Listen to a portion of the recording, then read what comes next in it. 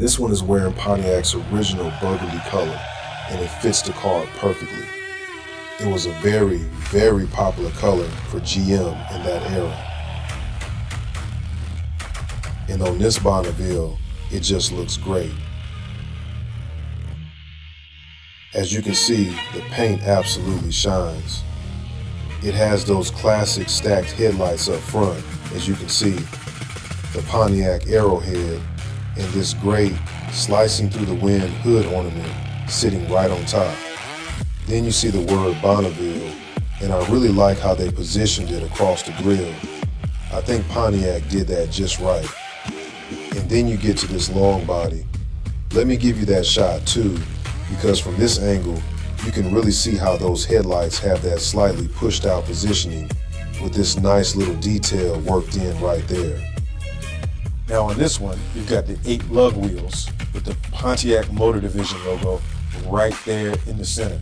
And this is obviously an American Pontiac because it has the wide track stance. The Bonnevilles had wide track front wheels, where the front wheels were actually spaced wider than the rear. The Canadian Pontiacs were based on a Chevy chassis. They basically had Chevy underpinnings and Chevrolet engines. So in a way, they were the Chevrolet version of this car.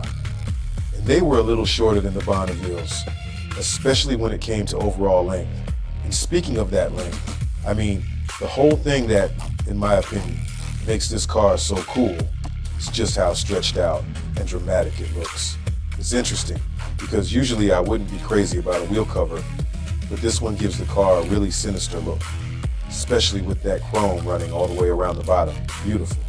And the way it blends right into the body line makes the whole car look smooth, low, and expensive. Now let's come back here, because this might be one of my favorite shots of the entire car. On the Bonneville, you got one extra square in the taillight, where the regular car would have the curved section on the left, in the middle section, like on a Catalina. You wouldn't have 3 and 3, you would have 2 and 2, 4 total. But here you've got the Bonneville listed right there, with dual exhaust, and another Pontiac arrowhead for you right there. Let's open the trunk. We've got some trunk treats. Wow. First of all, look how large this trunk is. And there's the power antenna I see. Man, this trunk makes the car look like it just came right off the showroom floor. And that light, by the way, you can actually take that out. It has an extension cord attached to it, and you can pull it around the car, so to speak, in case you needed to jack up your tires or handle something on the side of the road. Here's the manufacturer's suggested retail price with all the details. This car has almost every option you could get on a Pontiac, including reverb on the radio. 1965 Pontiac.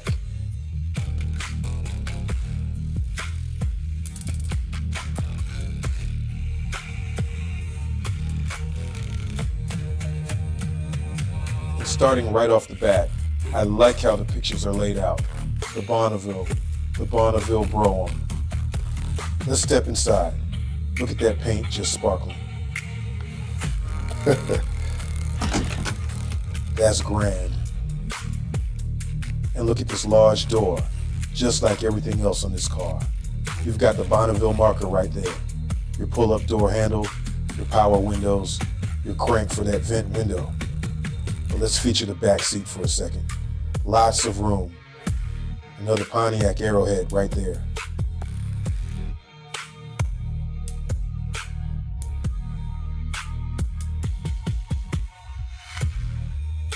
And look at that large bench seat.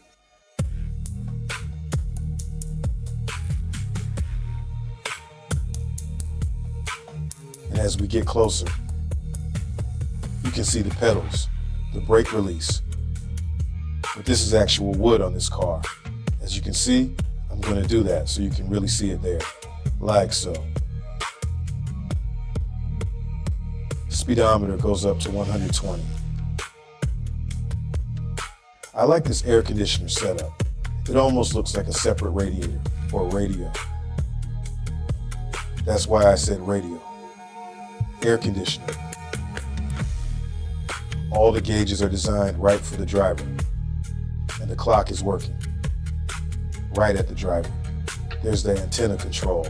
There's your reverb Steve was talking about. Right there. Your antenna, your Bonneville badge, your grab handle, your air conditioning, your light, and another air conditioning vent feature there as well. You wouldn't normally have that if it wasn't an air-conditioned car. Let's pop the hood, shall we?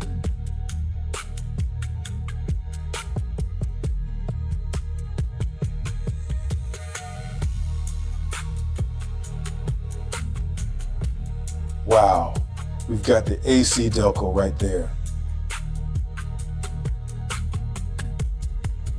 That nice shade of Pontiac blue.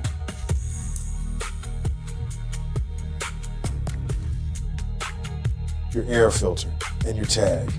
I like the markings on the firewall.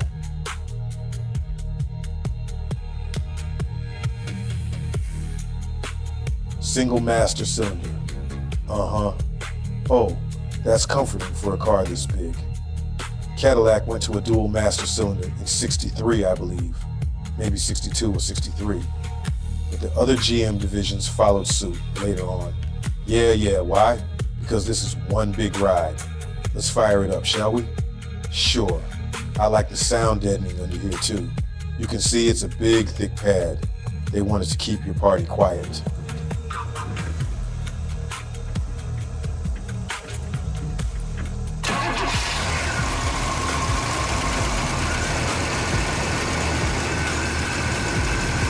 Fires up so quickly, so quiet. Fires up so quickly and Can so we step on the quietly. brakes Can for we a step on the moment? brakes for a moment? Oh, look at that. That's really nice. Listen to this.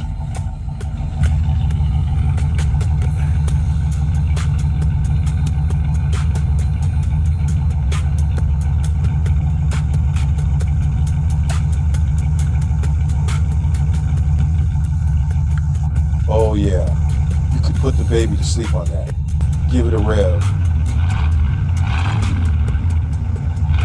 One more, a good one. Nice little fire-breathing dragon right there.